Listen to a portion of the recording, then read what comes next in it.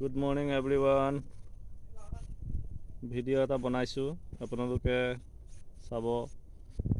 ঘৰতে বহি আবেলি পৰত ভিডিঅ'টো যোগেৰে আপোনালোকৰ লগত কিছু কথা পাতিম। ভিডিঅ'টোত এনেকুৱা এটা দৃশ্যৰ বিষয়ে কথা পাতিম য'ত নেকি ল'ৰা ছোৱালীয়ে নিজকে কিবা এটা পাৰিলোঁ বুলি ভাবে। ল'ৰা ছোৱালীক মাক দেউতাকে তুলি তালি ডাঙৰ দীঘল কৰে, ৰাস্তাত বাইক চলাবলৈ দি দিয়ে।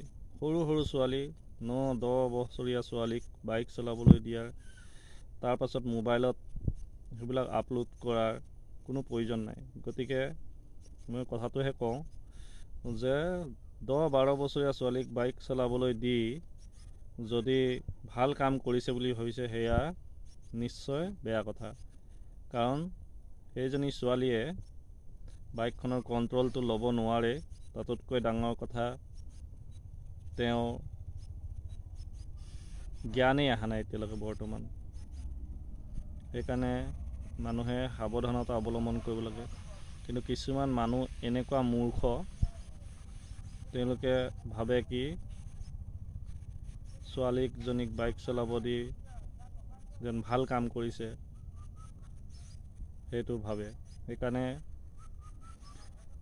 এইটো ভিডিঅ' কিছুমান জ্ঞানী মানুহৰ কাৰণে কৈ দিছোঁ, যাতে সেই জ্ঞানী মানুহকেইজনে যাতে এনেকুৱা ভুল কাম কৰিবলৈ নলয়।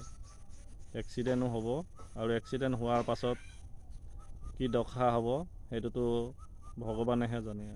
গতিকে আপোনালোকে এই ভিডিঅ'টো আগলৈ যিবিলাক জ্ঞানী মানুহ আছে সিহঁতি শ্বেয়াৰ কৰিব, ছাবস্ক্ৰাইব কৰিব, আৰু এই মূৰ্খবিলাকক আপোনালোকে সেই ভিডিঅ'টো